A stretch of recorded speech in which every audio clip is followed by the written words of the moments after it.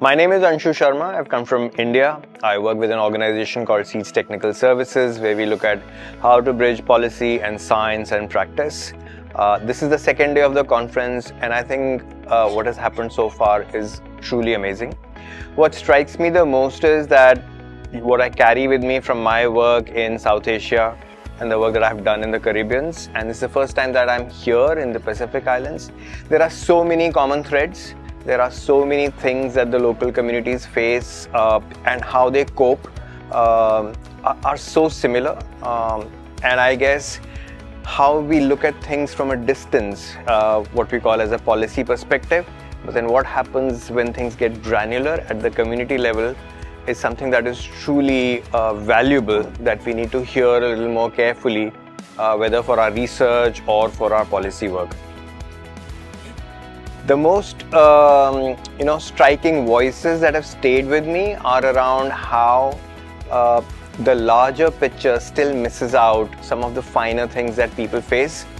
And I think also that a lot of the conversations have been around problems, around a future that is very dark. But there are little voices of hope that I find almost in all conversations that I have with local people or people who are carrying voices from the communities. It is this hope that should be driving a lot of our agendas. If there is something that has worked with a little community in a little, far-off island in the Pacific, there are ways it can be adapted. There are lessons that can be learned from it that can be carried to other islands, not just in this region, but in the other parts of the world. I think the value that these communities carry in terms of what has been built through traditions over generations is something we are globally losing very, very rapidly. And science needs to pause and look a little more carefully at what has been happening here. And there's a lot that we can learn.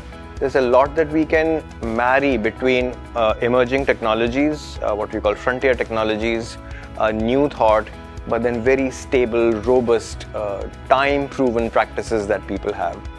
I think the one takeaway that will be, going home with me, and I will try my best to think about and use it in my work, is going to be how to turn these practices into lessons that can truly filter up. While we talk about, and here also we've talked about top-down and bottom-up, but the bottom-up reserves, a lot that is still to be tapped into. There is a huge potential that we are still not completely able to see. How do we make that happen? How do we turn this filter upside down? How there's more voices that come from people and inform policy rather than global frameworks being driven down to how people will lead their lives.